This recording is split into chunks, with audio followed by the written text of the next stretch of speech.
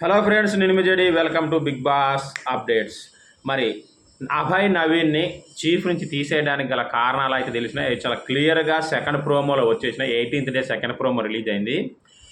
Big బాస్ని గట్టిగా వేసుకున్నాడు అభయ్ నవీన్. మరి కరెక్టా కాదా అనేది, రైట్ ఆర్ రాంగ్ అనేది మీరే కామెంట్ చేయండి. బిగ్ బాస్ కొత్త రూల్స్ పెట్టాడు. ఫుడ్ దగ్గర వంట చేసినప్పుడు ఒక్కొక్క క్లాన్ సపరేట్గా చేసుకోవాలట.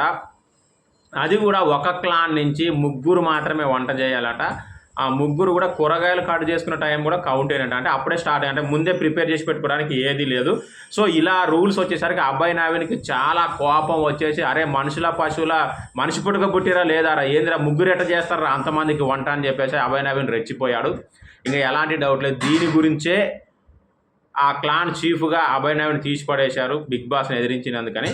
మరి ఇందులో న్యాయం ఉందా లేదా? ఎందుకంటే అంతమందికి ముగ్గురు, పైగా టైం లిమిట్ ఉంది.